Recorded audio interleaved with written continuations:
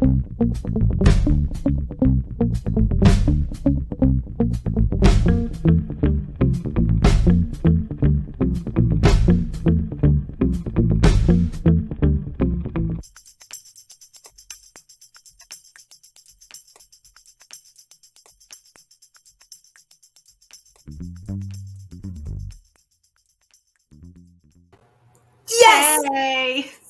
Hey, Yes! we're Yes! doing it. Excellent. Beautiful. Hi, Hi, journeyers. Emily! Oh, hi, Shannon.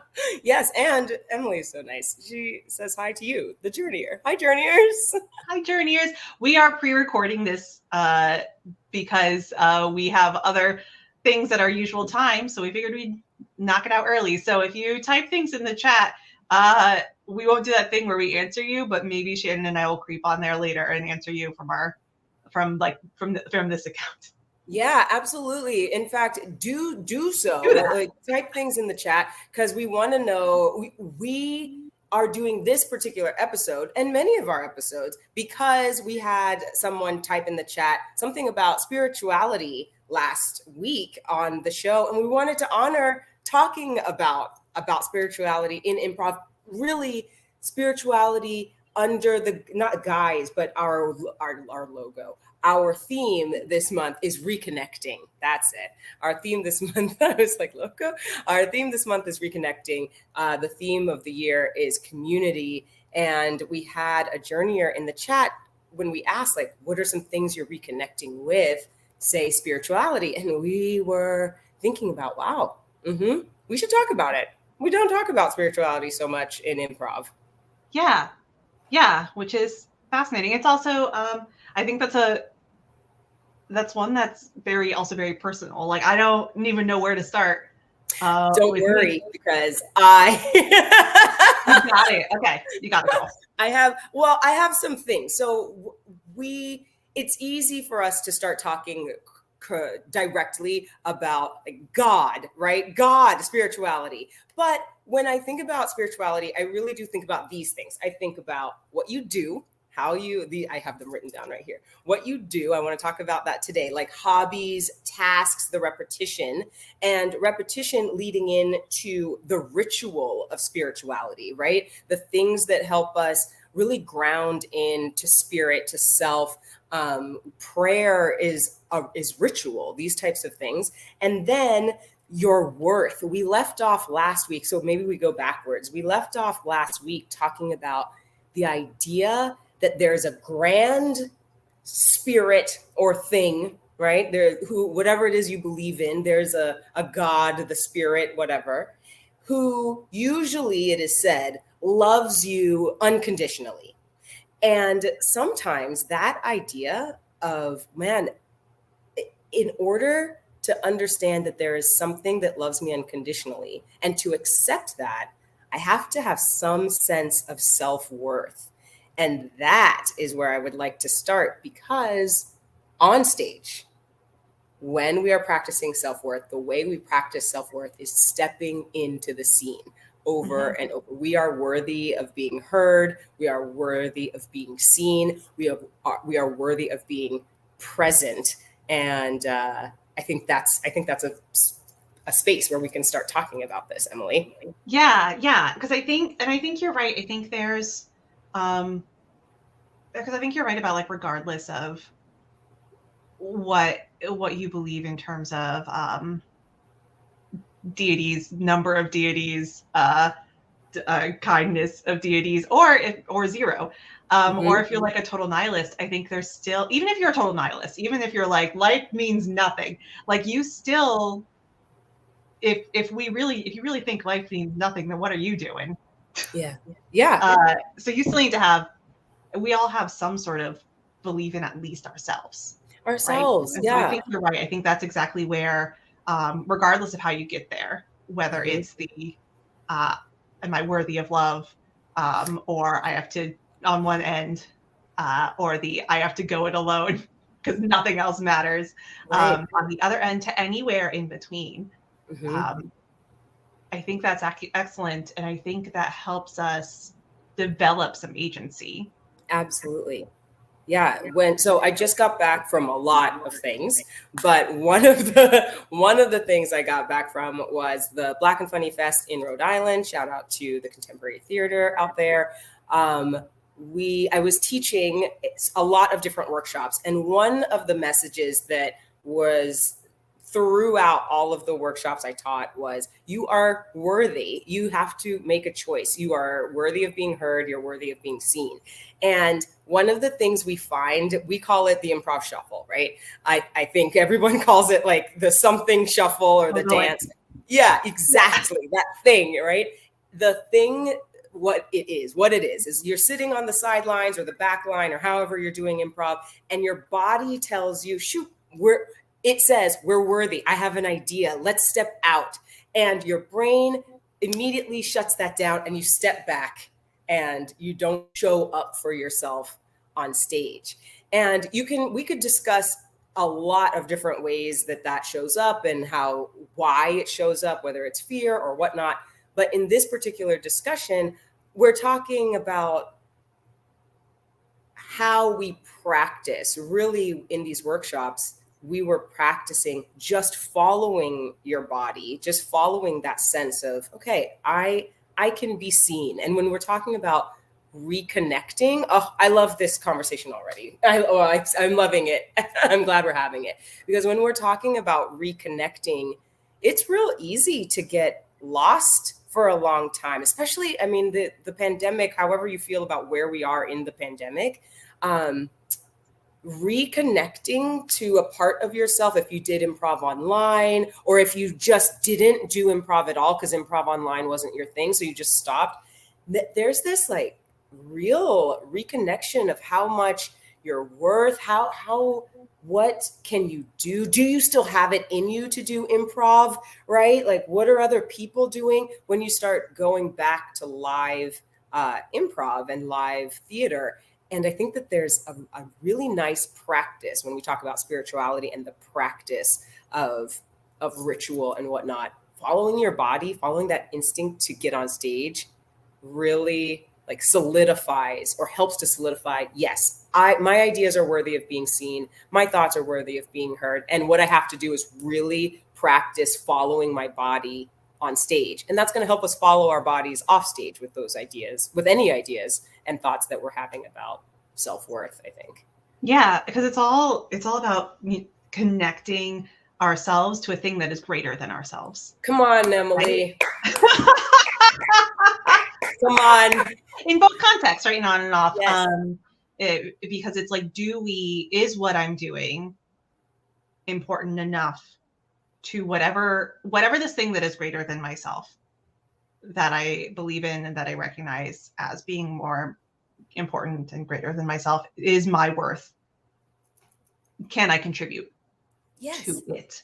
And so I think there's reconnecting in a couple different ways, like the reconnecting to like your own self-confidence of being like, yes, I can contribute, but then also actively, like once you step into it, how are we rejoining that thing that is bigger? How are we falling back into our hopefully old desirable patterns? When we're talking about reconnecting, generally it means that we are returning to an old pattern that was desirable. Yep.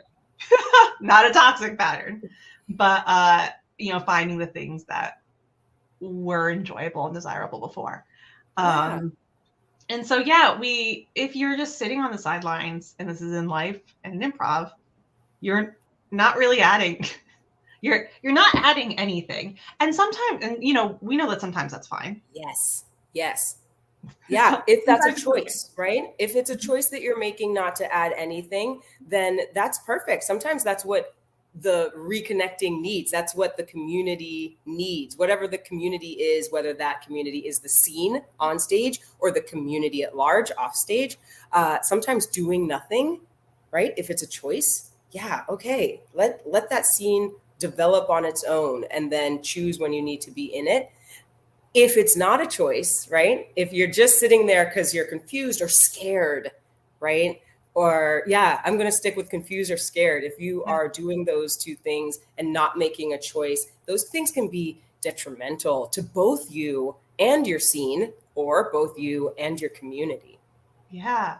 So what are some practices, what are some rituals we can do to get to regain that, like, we know what we're doing, regain some of that confidence? Yeah. So, okay, this is great. As I love how okay. So we talked a little bit, you're so good at it. We talked a little bit about knowing your worth, and then we're getting into this ritual and spirituality. Like spirituality to me is not defined as, but part of spirituality is ritual. And as far as this question, which is really lovely, like what are some ritual? One, ritual in improv to me looks like doing the check-in every time. So for on stage, it's let's get into the habit, let's get into the ritual of asking our teammates before we get on stage what our boundaries are, right? What are boundaries, physical boundaries and mental boundaries? What are the things that we don't want and we do want to be, how we want to be touched and handled on stage? And what are some things that we may or may not want to talk about on the stage for whatever show that we're doing? And then I would say that those are necessities that we get into. And then the other necessities are the warm-ups, right? Like, let us not go on stage completely dry, completely like walking from our jobs, into our cars, into a parking lot, onto stage. Like, let's do the thing where we are zipping and zopping and counting together and breathing together, walking around, jumping around. Some of that really gets us in a space, all of that really gets us in a space to contribute to our community, to contribute to our troupe, to the scene, and also obviously for ourselves as we are reconnecting to self and then reconnecting to community and scene and troupe. Those rituals put us in the space of spirituality, of like what you said about connecting to the greater being, right? That we're talking about here. I think that you talking about the boundaries conversation is also important in terms of when we're talking about self-worth. First, in like knowing like this is what I want for myself, but also, before we go on stage and we have these conversations that might be a little more difficult, or that might be laying down boundaries, or might be saying like yes or no to certain things. I think it also can eliminate that like toxic positivity of like, everything's great and everything's fine and you're wonderful and you can't do any wrong. Like, because what happens if you're told that sort of thing, where like you have to be super positive and like all of that stuff, and then you start to feel afraid if you're on stage, what happens is then you spiral into like, well, they said that I can be fine, so am I an imposter? Am I not really supposed to be here? Like I said that I would be able to do these things. And so I think having realistic boundaries and talking about people in a realistic way also helps with developing a self-worth that doesn't lead to imposter syndrome or anything like that. Yeah, I appreciate talking about these things because there is a feeling that, one, we always accept, right? Yes, and means say yes to everything. And I hate it. Yes, right? And then improv is nothing but fun. It's fun all the time. We're happy, we're positive. You're absolutely right that when you either feel like saying no or don't feel like you're the happiest person, but you feel like those things now are wrong because you've been told that you have to feel the opposite of both those things, that can start to wear at, yes, your self-worth. It can start to wear at how you are connecting with self, with, I want to say spirit. And when I say spirit, think community, or the organism that is the scene, the organism that is your troupe, right? Yeah, I love that. And I think off stage too, we can run into similar things, right? If you are always told that you have to be a certain way or think a certain way or do a certain thing, or else you don't fit into this greater community, or else, or maybe in certain religious sects, like then your deity might not love you as much, or whatever, whatever those things are. I think if you adhere so strictly to those, then when you mess up inevitably, because we are human freaking beings with emotions and thoughts, then it's harder to regain that self-worth and to recover that, rather than remembering that we're fallible. And it's okay. And you can still be super worthy and not perfect. Like those two things are not the same. Yeah. And I love that. You can still be super worthy and not perfect is great. It's the practice of making mistakes. Improv, if anything, right, really helps us it helps us to highlight. It helps us to highlight that really what we are supposed to be doing is making mistakes, right? Those are the fun things. When we do warm-ups, any warm-ups in which, okay, we're going to do this game, and when anyone makes a mistake, we're going to go, yay, instead of aw, right? That celebration of mistake, that celebration of being brave enough to make a mistake, to try something and quote fail, is the part that we are, if we're talking ritualizing things, like we are talking about ritualizing and normalizing, right? Normalizing failure or mistakes so that we can bounce back quickly. If improv is anything, it is, when you see an improv scene, it is a series of trials and failures and bounce backs, right? You try something, it probably failed, but somehow it was picked up by the rest of your community. And if in this case, in this situation, as far as the conversation we're having, the community acts as spirit, or the community acts as deity. Oh, I like that. The community is acting as deity. And what we were talking about was there is a thought that deity loves you no matter what and will serve and help you no matter what. That is the community of improv, right? That you are fallible. Where deity is waiting for you to make a mistake. It is like you're right, so that it can swoop in and actually help you move along. Like, great, that was great. Let's keep going. What does that create when you make a mistake? When you are a flying pig on stage, and that choice, people were like, what is that choice? No one's going to let you completely fail. Like, your team is going to come in. Deity is going to come in. Your team is going to come in, and they're going to support that choice.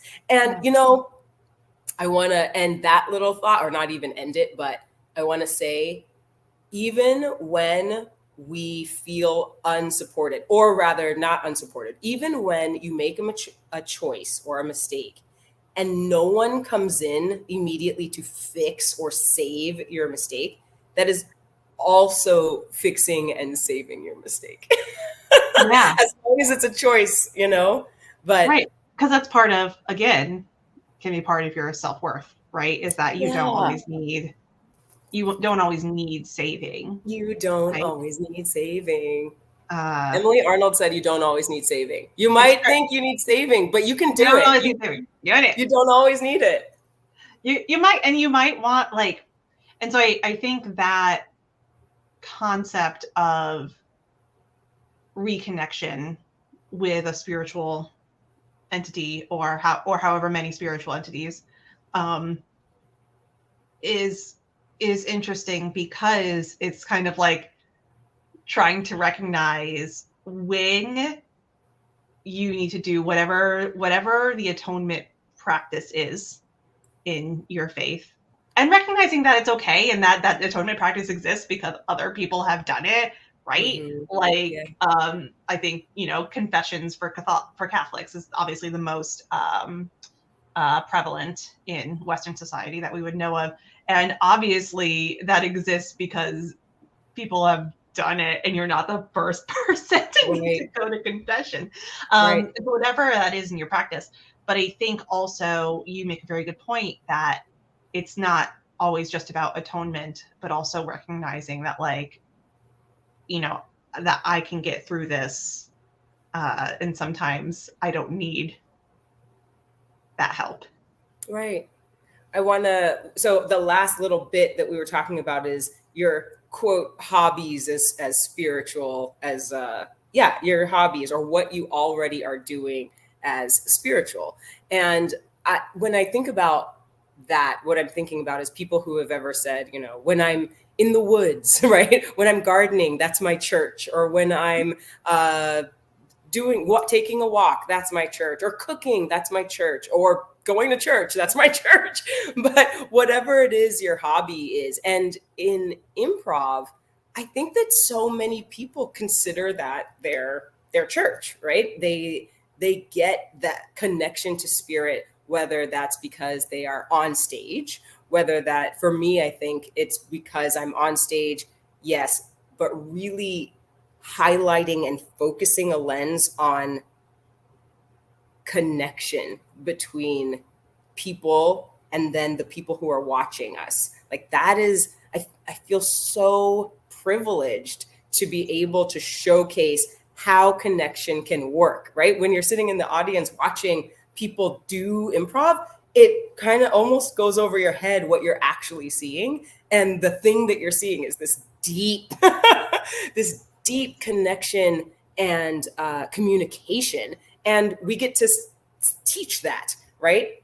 We get to be in front. And when you go to church, it's the same thing. You're just being taught how to connect to self and to spirit. And even if your church is gardening, it's the same thing, right? You're right, in the earth. Yeah. Uh-huh. Yeah. I think all of those things are kind of, I think when people talk about activities becoming like church, there's a level of almost like meditative flow that comes with it, right? With gardening, like you're in the zone, like this is like me and my husband when we're like doing Legos, right? Like we are like meditatively in the zone. It's very like peaceful and routine. It's very nice. Like we're connecting to like ourselves and our creativity. And similarly with improv, we can get into this flow with our team. That's just like, we don't really have to think. We are just existing. It becomes very existential and beautiful. It does. And yeah, I think that's exactly it. I think that's kind of what the common thread is between these activities. Yeah. So I would like to say thank you, Journeyer who put in spirituality. Thank you so much for putting that in, because we don't get to talk about the practice. I think here at Improv On and Off the Stage, we look at improv. I know that we do this. I know we do this.